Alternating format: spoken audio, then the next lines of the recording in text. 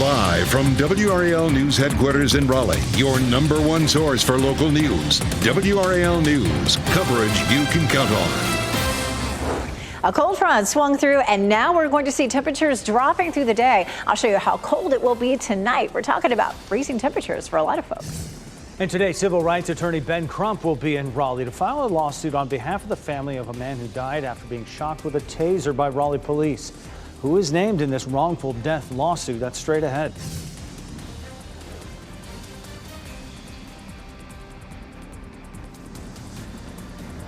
Attorneys for James Dunmore, the man accused of killing his ex-girlfriend in Moore County, are now calling for his release. Just ahead, I'm explaining everything you need to know about what we're expecting in court today. And 3 Tobacco Road teams are getting ready for their first round matchups in the NCAA tournament, including NC State.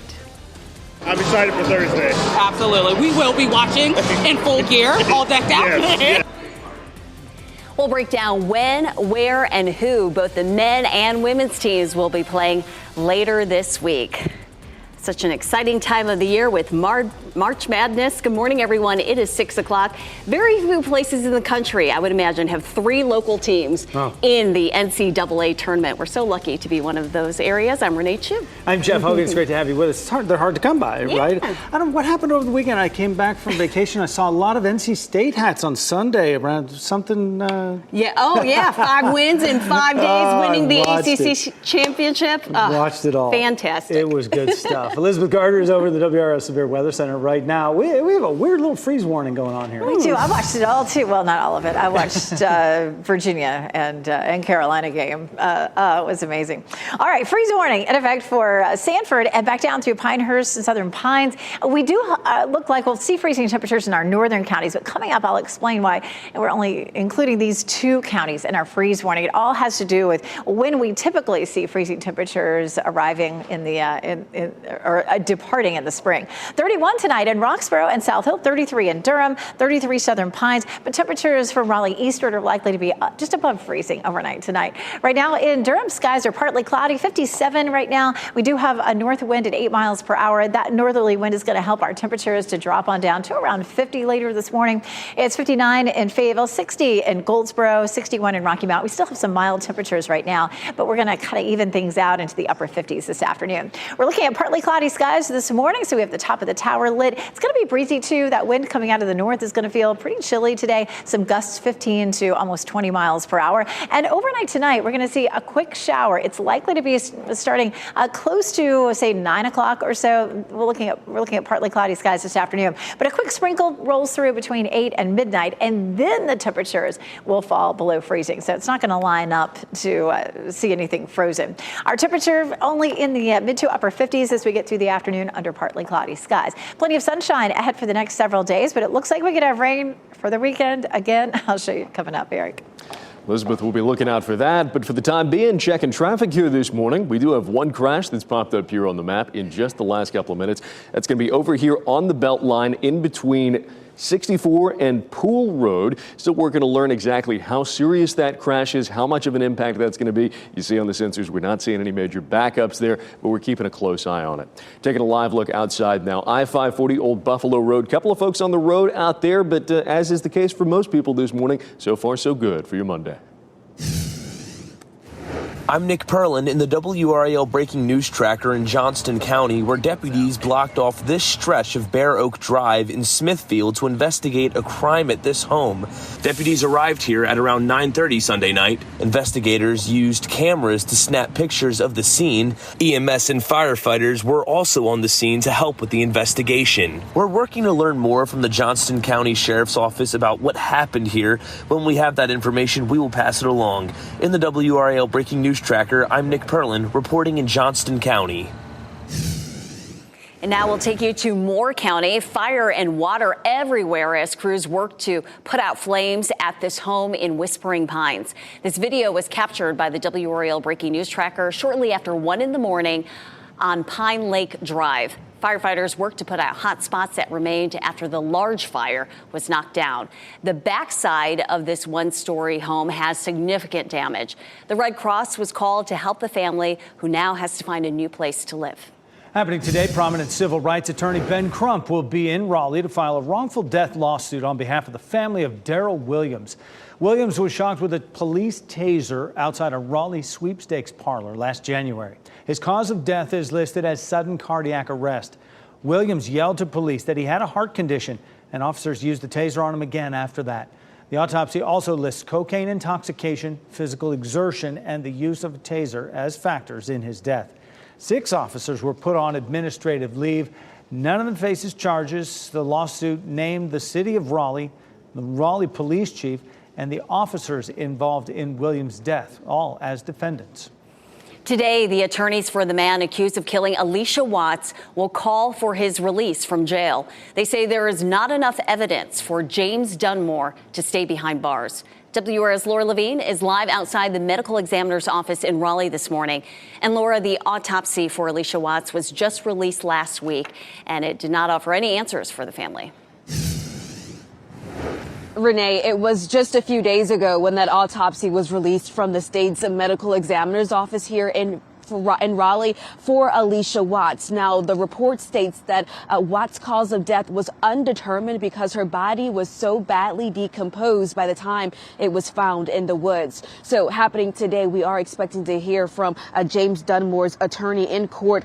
James Dunmore, who is accused of murdering his ex-girlfriend, his attorney is expecting to ask for his release. Dunmore's defense argues that since there was no clear cause of death, prosecutors cannot meet their burden of proof against Dunmore. And Dunmore's attorney has asked the court to change his $1 million secure bond to unsecured so Dunmore can wait for trial outside of prison. Alicia Watts was reported missing back in July. Her body was found more than a month later on August 24th, about 20 minutes away from her home in Moore County. Her remains were found in the woods behind a cemetery along a back road leading to her house. Of course, we will continue to follow what happens today in court and bring you the latest updates. Laura Levine, WRAL News, live in Raleigh. All right, here's the moment we're going to show you right now. NC State players and fans at Sports and Social in Cary. How about that? That was right when they learned who the Wolfpack will play to tip off the NCAA tournament. NC State will play Texas Tech the first round Thursday. The team was greeted by cheering fans at their Selection Sunday watch party. Guard DJ Horn grew up in Raleigh, and now he gets to add to NC State basketball history. I just know that when I go into PNC next and I see that 2024 ACC champion banner up there, man, it's going to really hit me just like, wow, all of this for this right here. This is our big Jimmy V season and stuff like that. Like, getting to experience this, like being a student here is unreal. I'm just really happy I got to see it. Yeah, then it was a party at the Bell Tower. State fans have watched their team's incredible rise all through the ACC tournament to reach this point. Duke and UNC are also advancing to the men's tournament, and coming up in 10 minutes, we'll also have a look at the women's tournament brackets. Today, the Durham City Council will vote on partnering with Fayetteville to make sure all 911 calls are answered. Right now, Durham has an informal emergency backup relationship with the Raleigh-Wake Emergency Communication Center. Calls that went unanswered to Durham's emergency communications would go to Wake County. Durham now wants to switch to a formal partnership with Fayetteville. Council members are voting on the potential change during today's City Council meeting. New this morning, as Secretary of State Antony Blinken visits South Korea today, North Korea has fired missiles into the sea. Blinken is in Seoul for a conference on advancing democracy. South Korea's military says several short-range missiles were fired from an area near the North's capital. The State Department condemned the missile launches and called on North Korea to engage in diplomacy and dialogue. The missile launches come days after South Korea and the U.S. wrapped up large-scale joint military drills. Tonight, Durham City leaders will consider asking for $5 million to begin cleaning up lead-contaminated soil at several parks in the city. Mayor Leonardo Williams says the topic will be a significant focus during their budget meeting. Residents believe the $5 million request is a good start, but only a start. We would hope that this money allows for some beginning work in that area, but also that more detailed plans are given and options presented so that residents can respond accordingly with what we think would be the best path forward. The city has also requested the Durham County Department of Public Health provide additional blood lead testing, which the department ended in October of last year. City leaders will meet tonight at 7. A man accused of killing a New Mexico police officer is also the person of interest in the death of a South Carolina paramedic. That man is in custody this morning. The 2-day search for Jeremy Smith of South Carolina ended in New Mexico. He's accused of shooting and killing New Mexico State Police Officer Justin Hare on Friday. Hare was responding to a call for a driver with a flat tire when he was shot. That car belonged to South Carolina paramedic Phoenicia Machado Fiore. Now, she was found dead Friday night. Smith was identified as a person of interest in Machado Fiore's death and was taken into custody Sunday morning after he was spotted at a gas station in Albuquerque. Today, applications open for the Durham Public Schools Elementary After-School Program Lottery. School leaders say the lottery will make enrollment more fair as the school system faces high demand and staffing shortages. You can apply online through April 19th. You can also find more details on the DPS website. You can find some help here. Filing your taxes can be confusing. You can get free help from Tax Pros on Call tomorrow. 5 on Your Side has partnered with the North Carolina Society of Enrolled Agents for a call-in event Tuesday. Federally licensed tax professionals are volunteering their time to take your calls and answer your questions. Call in Tuesday from 4 to 7 p.m. and tune in to WRAL for reports on tax changes, scams, and other resources available in our community. A Washington State woman who survived a recent cougar attack with the help of her friends is sharing her story for the first time. The cougar wasn't going to take us cougars down. WRAL's Ken Smith will join us with this incredible story of survival and friendship.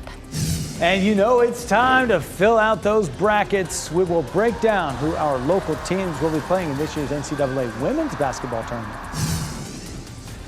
And after a mild weekend, it is going to be a cooler week for us for the most part. We're looking at temperatures in the upper 50s this afternoon and down near freezing tonight. I'll show you who's under a freeze warning coming up. As you get into your car, tune to WRAL News Plus on your radio. In Raleigh on 99.3 FM. In Durham, 96.5 FM. And everywhere on 101.5 HD3.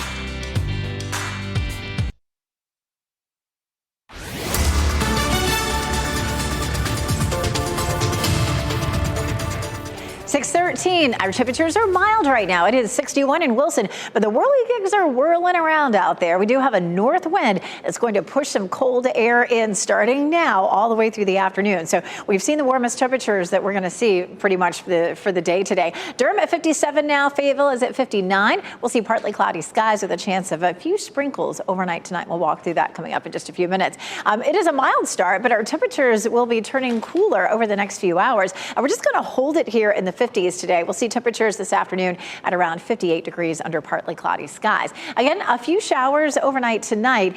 We are looking at some very cold temperatures, but the cold air and the rain are not going to line up. I'll show you coming up. Taking a look at traffic here this morning. We're continuing to keep our eyes on the one crash that's popped up on the sensors. That is going to be over here on 440 near that 64 interchange. Zooming in here, you can see sensors not picking up any major backups at this point, but it does look like this may be a serious crash. We're still working to learn what exactly happened there. If there are any injuries, we'll bring you those details as we get them. So far, so good across the region, though. As you take a live look at I-40 in South Saunders, traffic there moving nice and smooth. And happening right now in the WRAL Life Center, a really scary situation in Australia. A man fell to his death from a hot air balloon. The hot air balloon took off from Melbourne earlier in the morning. It was in the air for about 30 minutes before that man fell from this basket. His body was found in a residential area. The balloon did land safely miles from where that man's body was found. Police said the death is not being treated as suspicious. They are speaking with the pilot of that hot air balloon as well as other occupants inside. Lava is flowing once again in Iceland after a volcano erupted over the weekend. The eruption on Saturday opened a 2-mile-long crack in the earth. Hundreds of people were forced to evacuate from the nearby Blue Lagoon Thermal Spa, one of Iceland's top tourist attractions. This is the 4th time the volcano has erupted since December. No deaths have been reported, but a workman is missing after falling into a crack in the earth created by the volcano. Ahead this morning on Today, an exclusive interview with Laken Riley's father, who is speaking out for the first time. Laken Riley is a 22-year-old nursing student found dead on the University of Georgia campus late last month. Gives you strength. Knowing that she's looking down on me, it has made me so much stronger. More of that interview is coming up this morning on Today, which airs right here on WRAL at 7. A woman in Washington state is sharing her story of survival. She was attacked by a cougar while on a mountain bike outing with her friends. And WR's Ken Smith is here with her frightening account of what happened. Ken. Yeah, Jeff, Carrie Bergier says she was in the fight for her life back in February. These are some of the friends that she was with when this incident happened. You can see her face bears the scars from that attack. The women were about 19 miles into their ride when two cougars ran out from the brush. One kept going into the woods. The other lunged at Bergier, clenching part of her face in its jaws. But she and her friends fought that cougar for about 15 minutes until it finally released her. I just remember getting tackled from this side and then ending up at the other side of the road. I immediately tried to choke the cougar, which was like choking a rock. Yeah, the women managed to get a bike on top of that cougar and held it there until help arrived. A wildlife officer eventually shot and killed that cougar. Well, the women say their primal instinct kicked in. They did what they had to do to save their friend, Renee. Ken, thank you. All three of our local teams are in this year's NCAA women's basketball tournament. UNC is an 8 seed, Duke is a 7 seed, and NC State is a 3 seed. NC State will host first and second round games at Reynolds Coliseum. They will host Chattanooga Saturday afternoon. And the winner of that game will play the winner of a game between Tennessee and Green Bay. Duke will be playing in Columbus in the first round against Richmond. And if Duke wins, the Blue Devils will likely play Ohio State in the second round. And the Tar Heels will play Michigan State in the first round in Columbia, South Carolina. If UNC wins, they will likely play undefeated South Carolina in the second round. Both of the tough second round matchups if they get past that first one. Elizabeth Gardner, meantime, over in the WRS Severe Weather Center. Tomorrow's the first day of spring. We have a lot going on before we get to that, though. We do. It's definitely going to feel like spring. I mean, in terms of what really happens in spring, which is usually a giant roller coaster ride. It was such a warm and beautiful day yesterday. We hit 73 degrees, and this afternoon temperatures will be in the 50s. That's all thanks to this cold front that swept through, and it showed rain with it. There were no wet roads when I walked in this morning. So I think most of that must have evaporated before it reached the ground. But we'll have another potential round later on tonight, and colder air is now spilling in behind that front. Here's a look at Futurecast. We'll see partly cloudy to mostly cloudy skies today. Could be a quick shower right after lunchtime, but it's most likely that the bulk of us won't see that. And then starting at about 8 o'clock through around midnight, there could also be just a quick sprinkle. It looks a little bit more ominous there on Futurecast, but it's really likely to be just some light patchy rain that we end up seeing. And then tomorrow looks beautiful, but we are going to start with some very cold temperatures tomorrow. We'll take a close look at that coming up. We jump ahead to Friday because that's going to be our next best chance for rain in the afternoon and evening. We're going to see a system rolling in that brings us some scattered showers, and that may linger through early Saturday. This is Saturday at 7 a.m. We take it on out to lunchtime, and it starts to pull away during the afternoon. There's a different version of Futurecast that shows that moving out a lot faster, and so we're going to be watching the timeline for that rain pretty closely on Saturday. For Friday, 50% chance. It's more likely that we would see some showers or isolated thunderstorms in our south and eastern counties. And we take a look at how much rain we could see on Friday into Saturday. And it all depends on how slowly that system moves. This is going to be more of the worst case scenario where we could end up with as much as 3/4 of an inch to maybe an inch of rain on Friday into Saturday. We take a live look outside right now. We got Goldsboro, Fayetteville there at our newsroom, Apex, and of course Chapel Hill, courtesy of Top of the Hill Restaurant. All is quiet right now. We do have a freeze warning that is in effect for tonight and early tomorrow morning for Lee County and Moore County.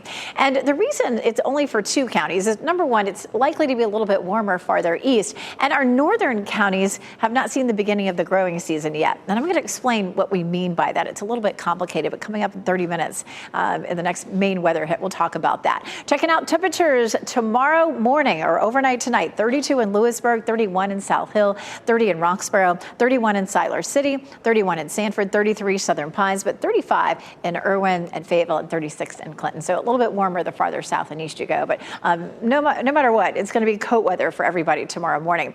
The first day of spring is tomorrow with sunshine and a temperature of 57. Then we jump to 70 and then back into the low 60s. And these temperatures are normal for this time of year. Again, we do have that potential for some scattered rain over the weekend. Eric? Elizabeth, we're continuing to keep our eyes on one crash out there on the sensors popping up over here on 440 near that 64 interchange. Zooming in here, you can see just on the north side there is where that's popping up. We're seeing some backups in that area, but nothing major at this point. Still, if you're coming through, that is likely something that you're going to want to keep an eye on just to be safe. Otherwise, taking a live look out there right now, I-40 at South Saunders, you can see traffic looking good there. Nothing too major, no major delays, but of course we will be keeping a very close eye on things. Let you know as those crashes and backups start to build in. Eric, thanks. You have a chance to watch the 2024 Paris Olympics live on the big screen. What we learned about NBC's new partnership with AMC Theaters that will bring the Olympics to theaters across the nation. Also, we have this look at your NC Education winning lottery numbers on your screen right now.